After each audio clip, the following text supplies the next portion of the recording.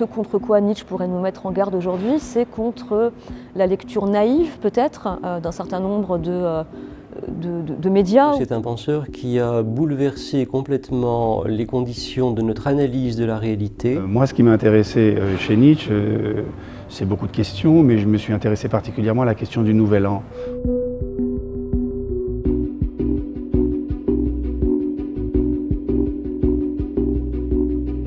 Dans une perspective nietzschéenne, par exemple, il y aurait une critique vraiment radicale de tout ce qui relèverait de la diffusion d'informations, on va dire, délirantes, non sourcées, non rigoureuses.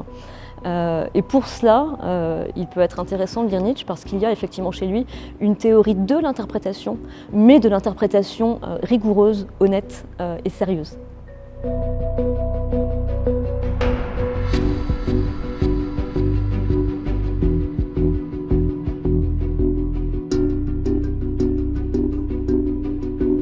Pour proposer une interprétation valable, il faut être attentif à ce qu'il désigne comme le texte de la réalité, à ce qu'il appelle aussi le gris des documents, c'est-à-dire effectivement, avant de proposer une interprétation qui a une certaine légitimité, il faut être capable d'être attentif aux objets mêmes qu'on prétend interpréter.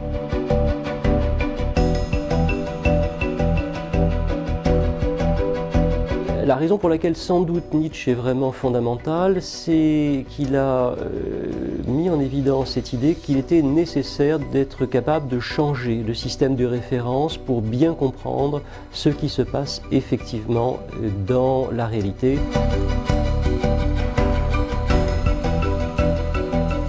Pourquoi est-ce que l'homme, soudain, en Europe, se met à douter de la valeur de l'existence, à se désespérer, etc.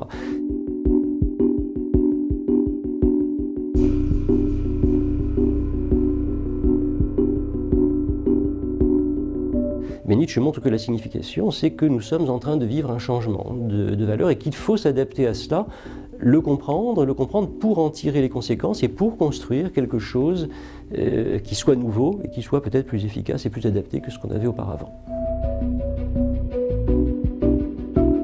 Noël et le Nouvel An sont des moments où très souvent monte une sorte d'angoisse qui se termine souvent par une sorte de déception. On attend énormément de Noël, de ses cadeaux, et puis aussi du renouvellement que peut apporter éventuellement la nouvelle année.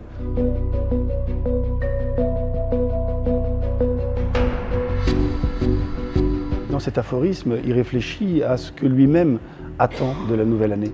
Ce qu'il y attend, pas simplement en intellectuel, en philosophe qu'il est, mais peut-être en individu, en homme tout simplement. Et il se rend compte qu'il lui faut encore vivre, que s'il lui faut encore vivre, il lui faut encore penser.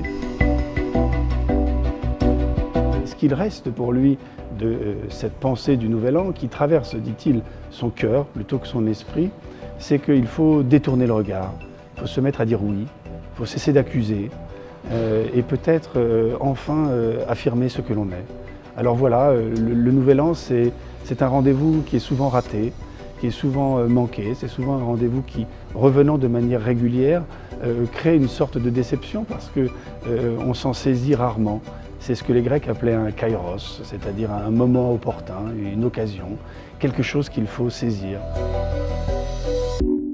Alors moi, c'est ça que j'ai essayé chez Nietzsche de trouver, c'est-à-dire ce sens d'une quête de l'affirmation de soi.